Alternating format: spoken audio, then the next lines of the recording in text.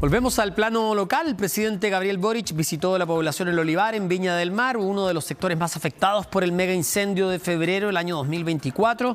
Y en el lugar algunos damnificados encararon al ministro de Vivienda. Vamos a escuchar esas declaraciones y a conversarlo con Pedro Garrido. ¿Cómo estás, Pedro? Estamos revisando ya imágenes.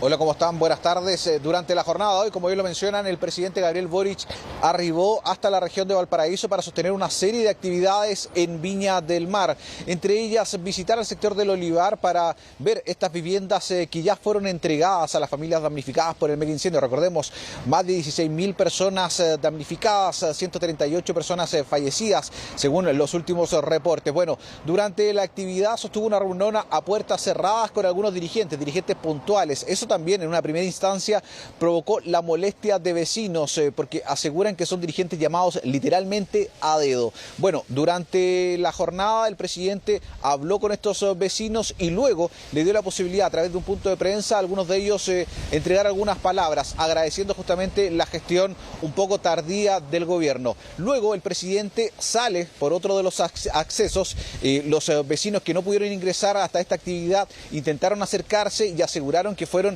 literalmente agredidos. Incluso una mujer mostraba rasguños y asegura que había sido parte de su equipo cercano el que habría impedido que se acercaran al presidente. Esto provocó la molestia inicial. Llegan hasta el lugar del punto de prensa donde a esa hora estaba hablando el ministro Montes y se produce este ambiente. Pasemos a escuchar parte de esta encarada, por llamarlo de alguna forma, que realizaron vecinos molestos al ministro cuando estaba realizando su punto de prensa.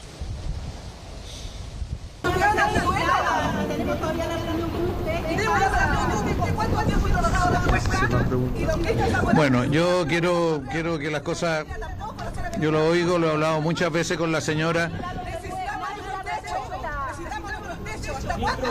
¿Hasta cuándo nos dicen? Vamos a cumplir 2 años, ministro. Y no nos dan cuenta. Una frontera. Y ahora la van a amarrar los que hablan suelo. Construcción, reconstrucción, no se puede. Sí, bueno, oye, muchas gracias. Siempre está a la disposición de poder dialogar y lo haremos. Sí, por eso. Y vamos a atender a todos los que sean necesarios. Bueno, ahí veíamos parte de este ambiente que se registró en horas de esta mañana, donde literalmente el ministro quedó sin habla, se comprometió a reunirse con estos vecinos, finalmente se retira del lugar, los vecinos molestos luego entregaron una serie de declaraciones. En números generales, son más de 4.600 las viviendas que resultaron destruidas en este mega incendio, recordemos, hace 2 años atrás, y según cifras del MIMBU, solo 400, poco más de eso, han sido reconstruidas y entregadas a los vecinos. Esa es parte de la molestia que tienen ellos y donde incluso quienes arrendaban al momento del incendio quedaron después de 3 meses sin ningún tipo de ayuda.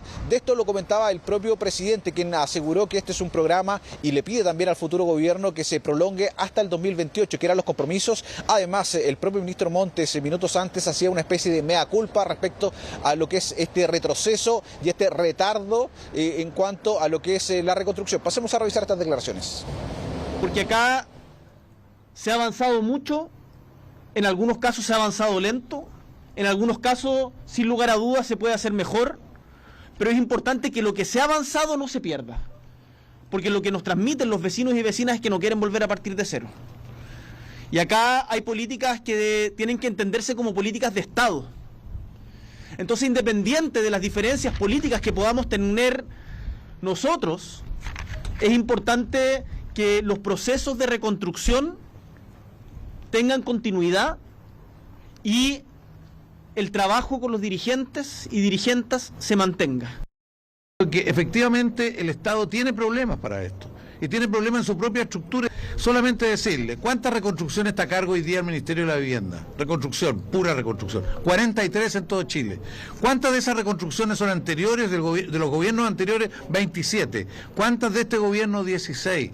Nosotros tenemos, estos días estuvieron en la oficina de un lugar que después de una reconstrucción se habían construido viviendas. Esas viviendas se están hundiendo y tenemos que devolverlas a demoler y volverlas a reconstruir. O sea, un trabajo que en Chile hay que tener mucha seriedad en la institucionalidad porque como decían algunas dirigentes, van a haber siempre catástrofes y necesitamos de cualquier naturaleza, necesitamos una capacidad pública mucho mayor. Eso es la reflexión que yo le pudiera hacer.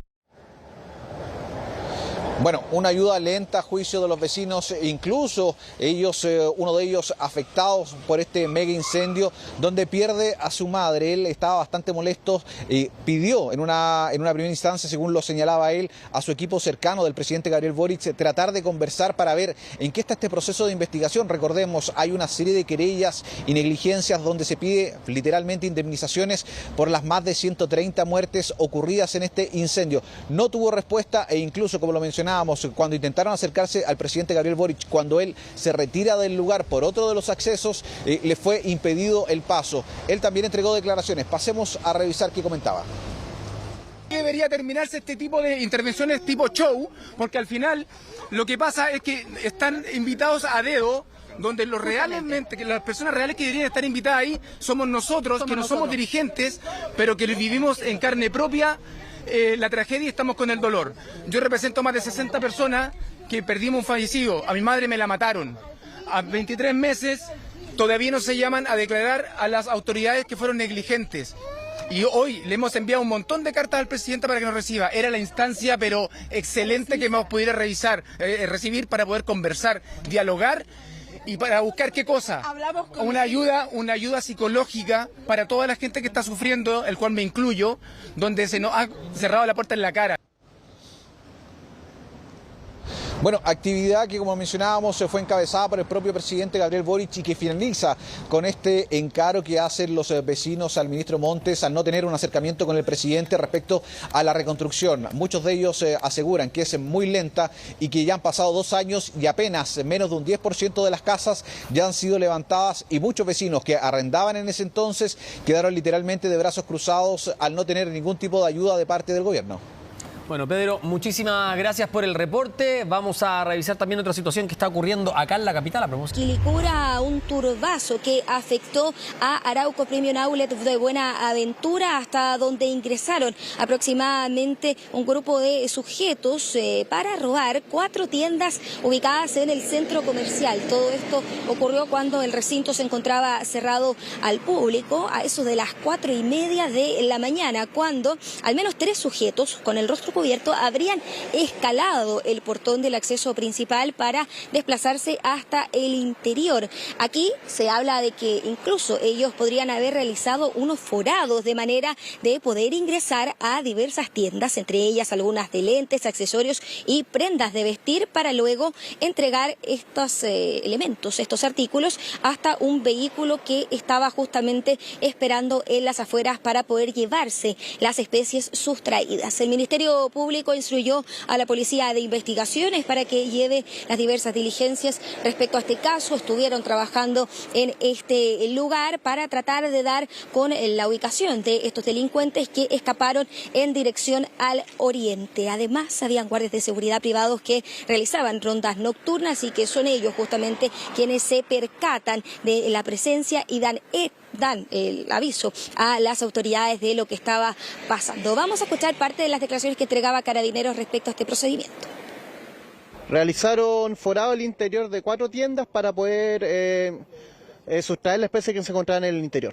Se mantiene en espera de luz, ya que no han llegado los locatarios para verificar cuántas especies fueron sustraídas. No, solamente el guardia que se encontraba en las cámaras de circuito cerrado verifican cuando ya están huyendo del lugar los sujetos que habían ingresado al outlet. Lo que sí mantenemos información es que salieron por el ingreso principal, por un método de escalamiento, y serían 3 sujetos. No habría intimidación a los guardias. Eventualmente serían 4, considerando al sujeto que estaba esperando en el vehículo.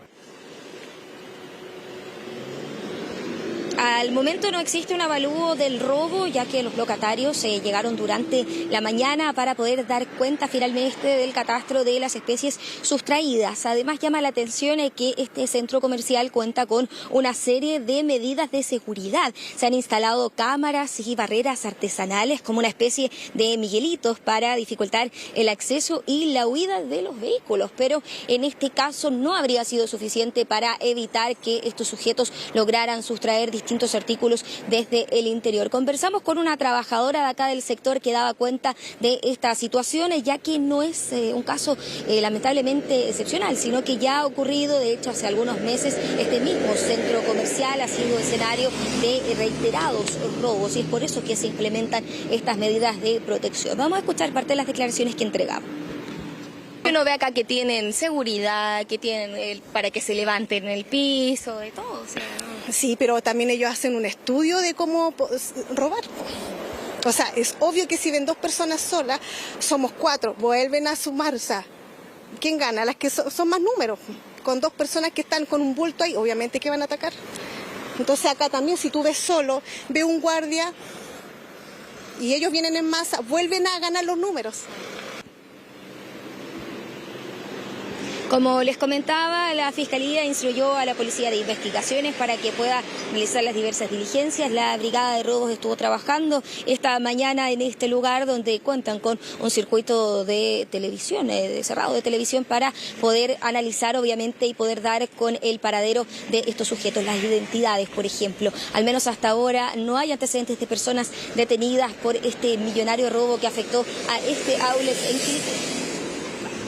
Un centro comercial, uno espera que esté repleto de cámaras, ¿no? Y que se pueda finalmente tratar de seguir esa línea investigativa. Y respecto a lo primero, solamente destacar que, claro, estamos nombrando a Amparo Noguera porque es la persona más conocida, pero se sabe que hay muchas personas que cayeron en estas estafas y queda por dilucidar muchas cosas, porque es un monto alto de dinero el que se está comentando. Llama mucho la atención muchos detalles, esto de que vayan a entregar el dinero en efectivo, que confiaran en eso, o sea...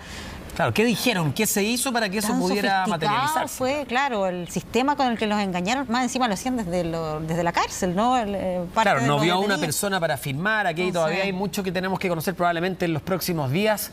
Gabriela, gracias por acompañarnos con este completo reporte. Que esté muy bien. Gracias, Gaby.